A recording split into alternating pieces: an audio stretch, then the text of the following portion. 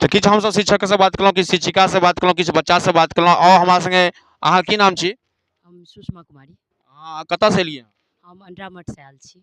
House wife छियै कि job में छियै? हाउस वाइफ छी। अहाँके अतुका में की नीक लागल? अहाँ घुमि कऽ जा रहल छी मिथिला के हाट के, की नीक लागल? हमरा एतऽ सबसँ बेसी नीक लागल जे एतऽ के कल्चर बहुत अच्छा, मतलब प्योर मैथिली जेना मिथिला कहल गेल छै नाम के तरीका से, ई बिल्कुल मिथिला के तरह भेल छै, देखायल गेल छै सब कुछ। वो अच्छा लगल, और खान पियन एतुका बहुत ही अच्छा लगल हमरा। हाँ, हमरा की सब खेलहुँ?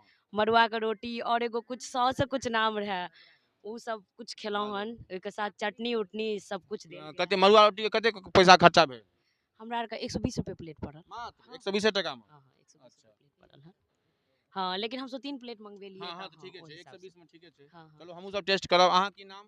रंजना कुमारी। अहाँ कतऽ से एलियै? बेतिया से। बेतिया से? अहाँ के मतलब मैथिलियो बाजि लै छियै, बेतिया के लोग थोड़ी हमर मैथिली यहाँ बाजै छै। मायके अंधरा